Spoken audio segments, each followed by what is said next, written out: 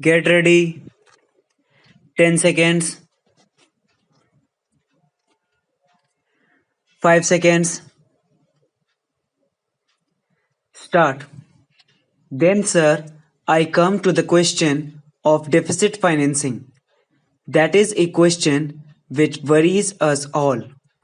There have been indications that there is an upward trend in prices. We are concerned about it and we are quite aware of the dangers inherent in deficit financing if it is not kept under proper control. We have to see that we safeguard ourselves against all those consequences of which we are fully aware. In the interests of the poorer sections of the people, we have to be vigilant about all these things. Sir, no rigid future can be given in advance with regard to what exactly is going to be the extent of deficit financing. Even the figure which is there in the plan flows from certain assumptions. For example, there will be a certain amount of increase in the production and the purchasing power which is going to flow into the hands of the people as the result of all these development programs will be mopped up and so on and so forth.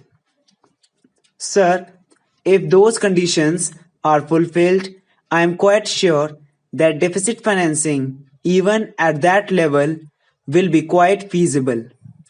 But if those conditions are not fulfilled, then deficit financing alone is not going to help matters, and in that case, it will certainly hurt.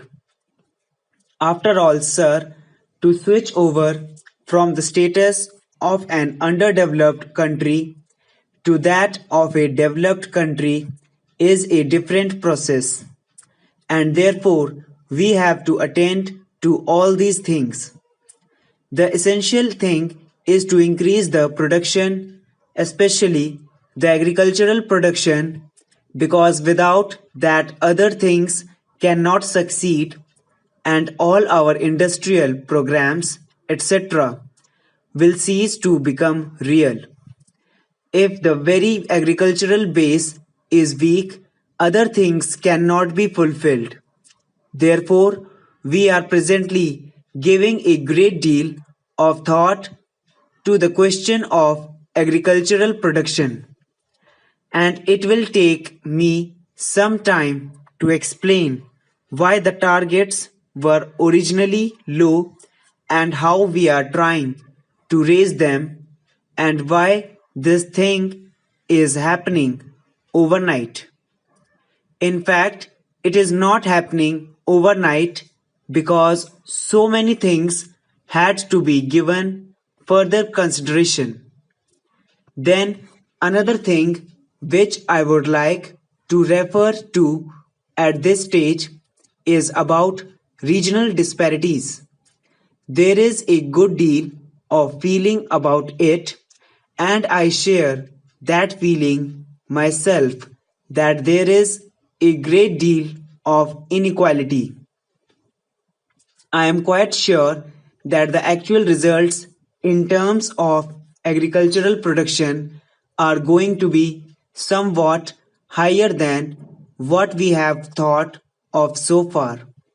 Therefore, all these things will have to be done by the government, fiscal and monetary measures, and also any apparatus that has to be set up for the purpose of controlling and curbing the inflationary tendencies. While that will have to be done, there is a duty on the people also. Development at this rate means necessarily that more money is going to be put in the hands of the people, but all that money should not be spent. If that money is completely spent, there cannot be any saving, and if there is no saving, there cannot be further investment, and if there is no further investment, there cannot be further development, and without further development, there won't be any additional income to be distributed. Therefore, restraints have to be there. These will have to be either voluntary or democracy will have to impose restraints on itself in a different way. We will have to carry the message to the people, not that they should tighten their belt, but let them have some restraint for the time being so far as increased consumption is concerned. Then there is the question of the antisocial elements. Here again, it is possible to educate public opinion to deal with them in social way apart from what the government can do about it. Government may not be able to do very much, but people can do that. It is on these lines that we have to face these problems of the economic development of the country. Suggestions were made about resources, ways in which we can increase our resources. All these things are better for us.